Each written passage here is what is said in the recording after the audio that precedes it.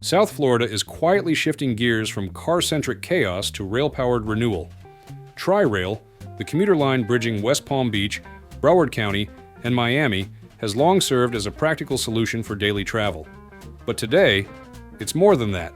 It's a vision for the future. With new expansions and growing public interest, Tri-Rail is laying the groundwork for a more integrated and resilient region. On Great Trainspeed, we explore how this transformation is unfolding and what it means for the people who call South Florida home.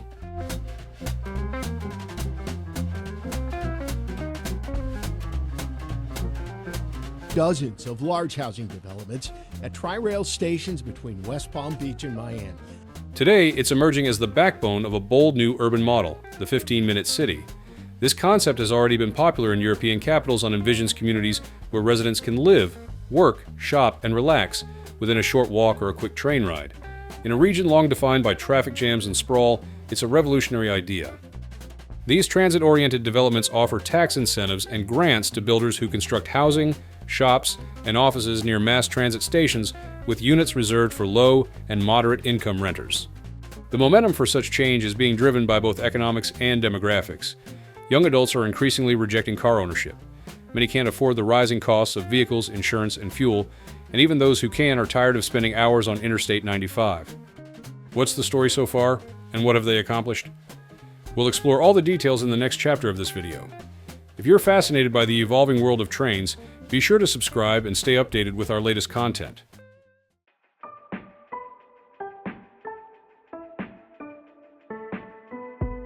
The first visible proof of this transformation is arriving in Boca Raton, where the link at Boca will soon break ground on a former Tri-Rail parking lot. The project includes 340 apartments with 34 units reserved as affordable housing and a ground floor lined with restaurants, cafes, and small retailers. For David Deck, Executive Director of the South Florida Regional Transportation Authority, which operates Tri-Rail, it's the first of many steps. I know people are very excited about Boca, and then some of the potentials down the way, he says.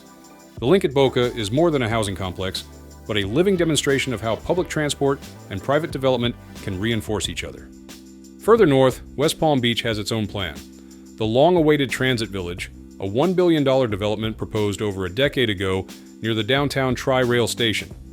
The blueprint includes 3 high-rises, a hotel, retail space, and nearly 1,000 apartments, many dedicated to workforce housing.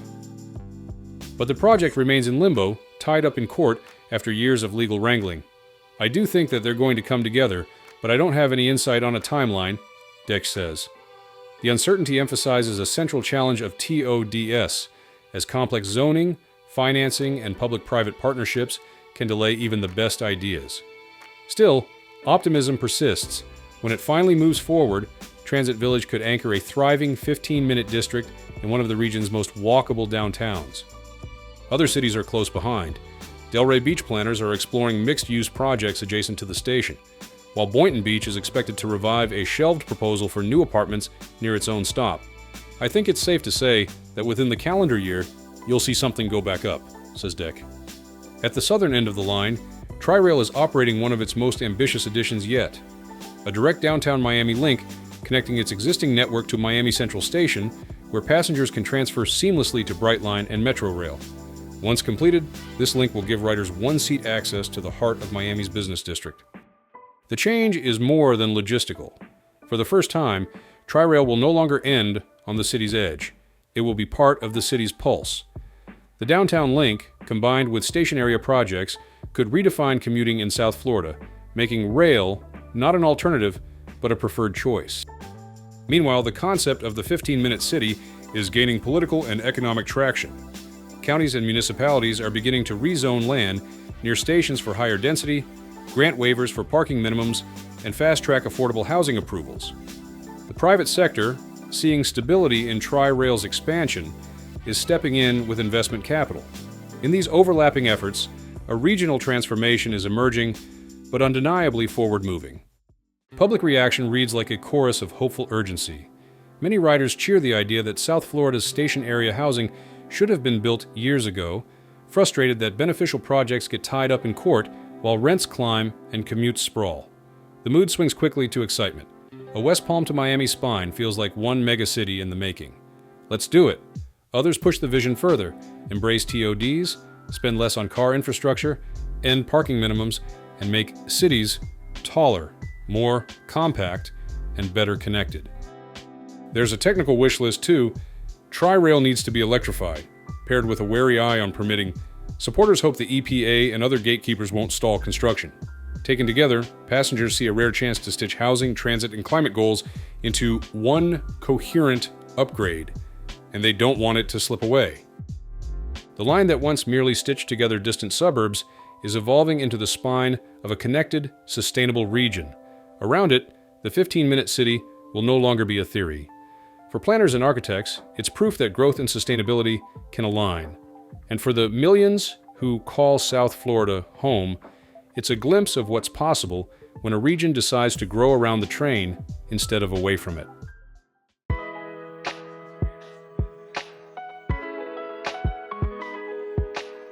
If Boca Raton represents the start and West Palm Beach the proving ground, Little River in Miami, Dade County could be the grand experiment. The neighborhood, located north of downtown Miami, is slated for a $3 billion redevelopment by the Swerdlow Group for a project so large it spans an area equivalent to 40 football fields. It's the largest development of its kind in the country, says Michael Liu, the group's chief strategy officer. At its center will be a brand new tri-rail station, the first for this historically working-class district. Little River has long struggled with disinvestment, yet it's slowly becoming an arts and innovation enclave. The new plan seeks to balance revitalization with equity. All 5,700 apartments in the proposal are earmarked for low and moderate income tenants. Surrounding them will be grocery stores, restaurants, big box retail, offices, and cultural spaces. In effect, the project envisions a city within a city where walkable, affordable, and centered on rail. Residents describe the area today as struggling but improving. The promise of a tri-rail connection could accelerate that improvement while keeping housing accessible to those who built the community. The long view, however, demands patience. As Vasquez notes, it may take 2 decades for all 10 to 12 15-minute cities to fully emerge. Yet early indicators are promising. While ridership is rebounding, development interest is surging, and younger residents are re-embracing rail travel. Even incremental change with a new cafe by a station, a converted parking lot, a pocket park, signals that South Florida is gradually turning its face toward the tracks. The environmental stakes are high. Every commuter who trades a solo car trip for a tri-rail ride helps ease pressure on I-95 and lowers the region's carbon footprint. In a state increasingly vulnerable to climate impacts, investing in transit isn't just smart policy. As gas prices rise and extreme weather becomes more frequent, resilient rail-based communities could offer both stability and relief. The Tri-Rail expansion represents more than just a transportation upgrade. It's a bold attempt to redefine regional identity and connectivity. While the vision is compelling, the project faces the familiar challenge of securing consistent funding, a hurdle that has stalled many rail initiatives across the U.S. Could this be the rare exception that overcomes those odds? And how do residents feel about it?